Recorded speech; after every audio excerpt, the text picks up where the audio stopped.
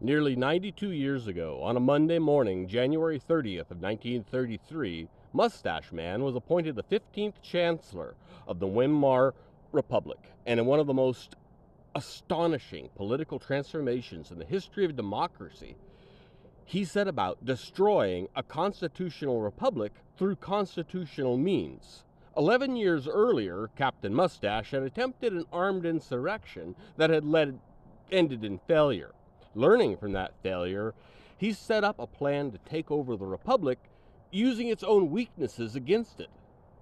This time, instead of an insurrection, he would take it over from the inside. Now, timing was really critical, and the people were in trouble. Years of war and bureaucratic mismanagement had left the people feeling that the government was not representing them.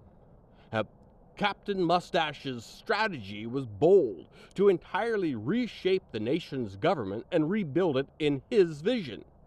He would not simply be a political party's candidate. He would first own the political party from inside, removing all possible safety checks upon himself within his own party by installing loyalists inside of his own party.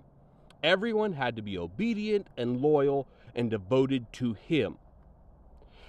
The public was kept whipped into a frenzy with fiery speeches of national greatness, heritage, promises of economic prosperity.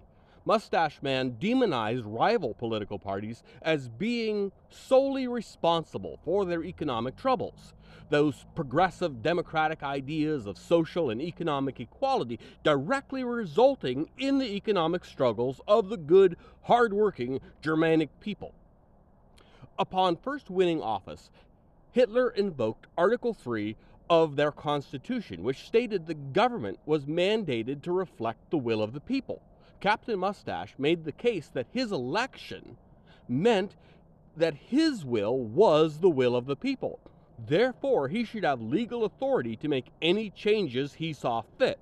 Now, this was not a popular or a widely held interpretation of their constitution, but with the limited powers that he had due to his first election, he began firing and replacing anyone who opposed his idea and replacing them with loyalists. This was promoted as thinning government waste, removing incompetent bureaucrats, and removing people who would just come after him for political rivalry reasons. In only a matter of months, he removed every safety catch and roadblock that could be put in his path to stop him on his road to a dictatorship. Simple speed was another element to the success of his takeover.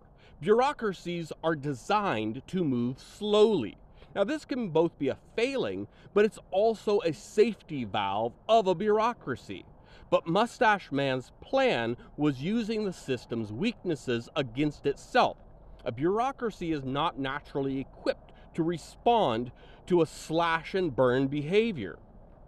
Now, if you don't see the parallels in this history lesson to what is going on in the present day in America, you have to be holding your eyes very tightly closed.